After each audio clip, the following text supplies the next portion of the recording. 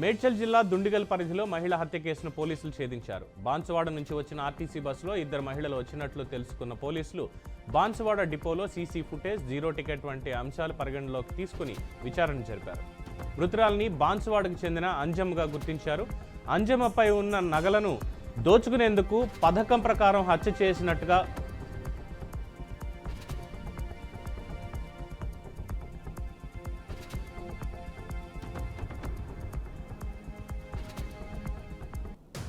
Kukatpally KPHB colony పరిధిలోని pan షాపులపై GHMC అధికారులు తనిఖీలు నిర్వహించారు. సిగరెట్ ప్యాకెట్లపై ఉండే క్యాన్సర్ కారకమైన బొమ్మల్లోని సిగరెట్లను విక్రయించరాదని సూచించారు. బహిరంగ ప్రదేశాల్లో ధూమపానం చేయరాదని తెలిపారు. పాన్ షాపుల చుట్టూ పరిశుభ్రంగా ఉండేలా చూడాలన్నారు. మైనర్ వ్యక్తులకు సిగరెట్ల అమ్మినచో పాన్ షాప్ సీజ్ చేస్తామని ఎంహెచ్ఓ కార్తీక్ హెచ్చరించారు.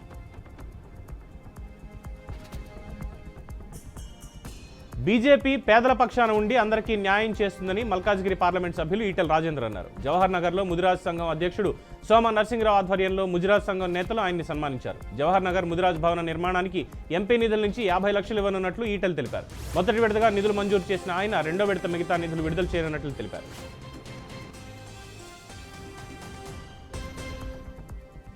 నల్గొండ జిల్లా కేంద్రంలో నూతనంగా ఏర్పాటు చేసిన ప్రెస్ క్లబ్ను జిల్లా కలెక్టర్ ఇలా త్రిపాఠి ప్రారంభించారు. అభివృద్ధి సంక్షేమ కార్యక్రమాల్లో మంచితో పాటు కొన్ని లోపాలు కూడా ఉంటాయని, వాటిని తమ దృష్టికి తీసుకువస్తే జిల్లా యంత్రాంగం తరఫున తగు చర్యలు తీసుకుంటామని కలెక్టర్ తెలిపారు.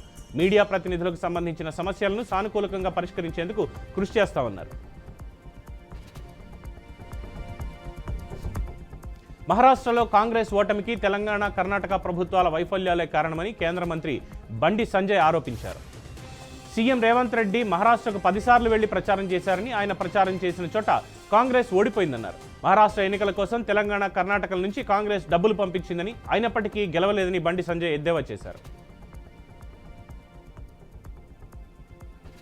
పెద్దపల్లి జిల్లా కేంద్రంలోని ప్రభుత్వ ఆసుపత్రిలో సెల్ ఫోన్ దొంగతనాలకు పాల్పడుతున్న ఓ దొంగను పట్టుకొచ్చి ఆసుపత్రి సిబ్బంది చితకబాదారు. గత కొద్ది రోజులుగా ప్రభుత్వ ఆసుపత్రిలో సిబ్బంది రోగులకు చెందిన సెల్ ఫోన్లను దుండగులు ఎత్తుకెళ్తున్నారు. దీంతో ఆసుపత్రి సెక్యూరిటీ సిబ్బంది నిఘా పెట్టి సీసీ కెమెరాలు ఛార్జింగ్ పెట్టే లొకేషన్కు బిగించారు.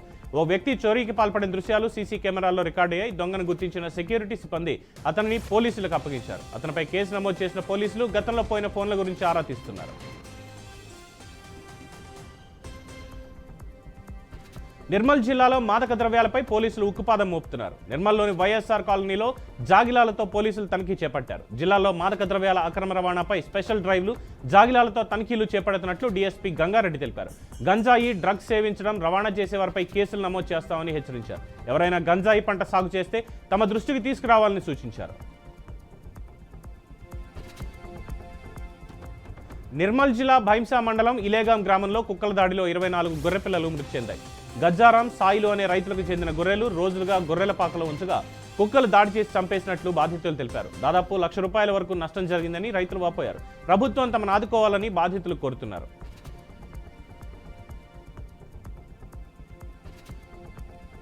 ఉమ్మడి నెల్లూరు జిల్లా దుగరాజపట్నంలో అనుమానాస్పద మృతి కేసును వాకాడు పోలీసులు ఛేదించారు. మృతుడిని గూడూరుకు చెందిన కొండ అనిత్ కుమార్ రెడ్డిగా గుర్తించారు. తన భార్యతో అక్రమ సంబంధం పెట్టుకున్నారనే కోపంతో కనుపూరు శ్రీహరి హత్యకు పాల్పడినట్టు పోలీసులు తెలిపారు.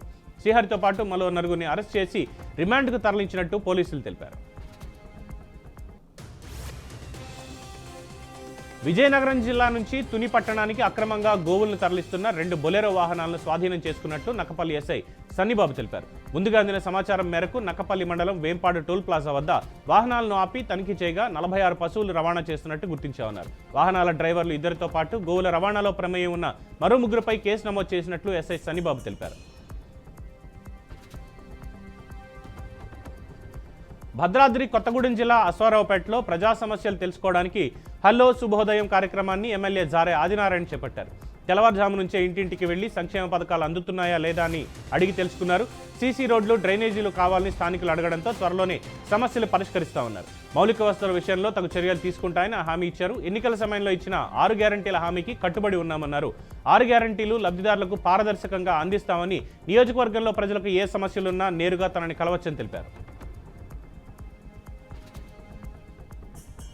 పశ్చిమ గోదావరి జిల్లా ఆకివీడులోని విజ్ఞాన్ స్కూల్లో 9వ తరగతి విద్యార్థిని పట్ల ప్రిన్సిపల్ సత్యనారాయణమూర్తి అమానుషంగా ప్రవర్తించాడు. తనపై విద్యార్థినులు కామెంట్స్ చేశారనే కోపంతో క్లాస్ రూమ్లోకి వెళ్లి ఓ విద్యార్థిని 2 చెంపలు వాచిపోయేలా కొట్టి గొంతు నిలిమాడు. విషయం తెలుసుకున్న తల్లిదండ్రులు విద్యార్థినిని ఆకివీడు ఆసుపత్రికి తరలించి వైద్య చికిత్స అందించారు. అయితే సత్యనారాయణమూర్తి నడిపిస్తున్న స్కూలుకు ప్రభుత్వ అనుమతులు లేవని చెప్తున్నారు.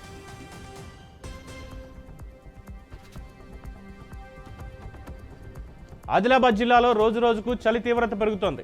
గత 2-3 రోజులుగా ఉష్ణోగ్రతలు కనిష్ట స్థాయికి చేరుకుంటున్నాయి. ఏజెన్సీ ప్రాంతాల్లో చలి తీవ్రత మరింత ఎక్కువగా ఉంది.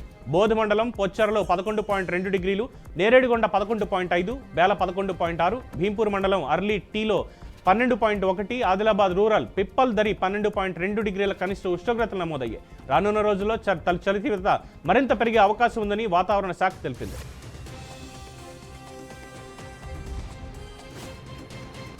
శ్రీ సత్యసాయి జిల్లా కదిరి ఎంఆర్ఓ కార్యాలయం ముందు రైతు గంగులప్ప బట్టలు ఉతుకుతూ వినూత్నంగా నిరసన వ్యక్తం చేశాడు. తన భూమికి కొలతలు వేసి పాస్బుక్ ఇవ్వాలని ఏళ్ల తరబడి రెవెన్యూ అధికారుల చుట్టూ తిరుగుతున్నా పట్టించుకోవడం లేదని ఆవేదన వ్యక్తం చేశాడు. రజక వృత్తి చేసుకునే గంగులప్ప ఆ వృత్తిని నిరసనకు ఉపయోగించుకున్నాడు.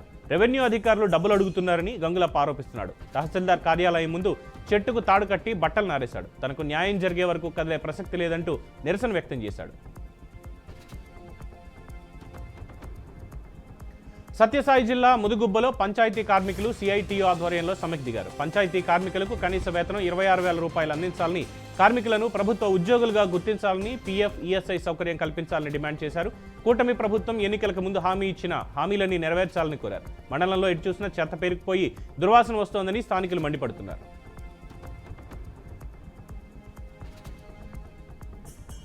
టాలీవుడ్ స్టార్ కమెడియన్ ఆలీకి ఊహించని షాక్ తగిలింది. ఆలీ అక్రమ నిర్మాణాలు చేపడుతున్నారన్న ఆరోపణలు తెరమీదకొచ్చాయి. తెలంగాణలోని వికారాబాద్ జిల్లా నవాబుపేట మండలం పంచాయతీ పరిధిలో సినీ నటుడు అలీ ఫామ్ హౌస్ ఉంది. అయితే ఫామ్ హౌస్ లో అక్రమ నిర్మాణాలు చేపడుతున్నారని గ్రామ సెక్రటరీ శోభారాణి నోటీసులు జారీ చేశారు. ఈ మేరకు తాజాగా సినీ నటుడు అలీకి నోటీసులు అందాయి. దీనిపై తన తరఫు లాయర్ ద్వారా స్పందిస్తాను అని చెప్పేందుకు ఆలీ సిద్ధమవుతున్నట్టు సమాచారం. చిత్తూరు జిల్లా కుప్పం పట్టణంలో మునేశ్వర ఆలయానికి అవసరమైన మౌలిక సదుపాయాలు ఏర్పాటు చేయాలని కుమ్మర శాలివాహన కులస్తులు కోరుతున్నారు. పట్టణ నడిబొడ్డున ఉన్న ఆదిమునేశ్వర స్వామి ప్రజలందరికీ చేరువలో ఉంటూ పూజలు అందుకుంటున్నారని తెలిపారు. దేవాలయానికి అవసరమైన రోడ్డు, నీరు, విద్యుత్ వంటి మౌలిక సదుపాయాలు లేకపోవడం భక్తులు ఇబ్బందులు పడుతున్నారని ఆవేదన వ్యక్తం చేశారు. ముఖ్యంగా ఆలయ ప్రాంగణంలో విద్యుత్ సౌకర్యం లేకపోవడంతో రాత్రిపూట ఆకతాయిలు ఆలయ ప్రాంగణం వద్దకు చేరుకుని మద్యం సేవించడం వంటి అసాంఘిక కార్యకలాపాలకు పాల్పడుతున్నారని ఆరోపిస్తున్నారు.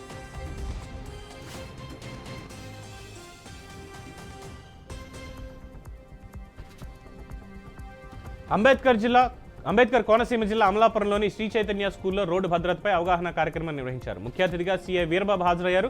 రోడ్డు భద్రతలపై ప్రజల్లో అవగాహన కల్పించడం కోసం సేఫ్ ఇండియా నినాదంతో విద్యార్థులు ర్యాలీ నిర్వహించారు. ప్రతి నెల స్మార్ట్ లివింగ్ ప్రోగ్రాంలో భాగంగా ఇలాంటి కార్యక్రమాలు నిర్వహించడం అభినందనీయమని సీఐ అన్నారు.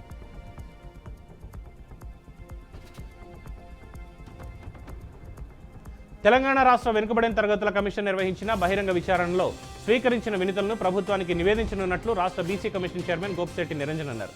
సంఘం సభ్యులు 135 వరకు వినతులు స్వీకరించినట్టు తెలిపారు. రాష్ట్ర వ్యాప్తంగా నిర్వహిస్తున్న సమగ్ర ఇంటింటి కుటుంబ సర్వే చివరి దశకు చేరుకుందన్నారు.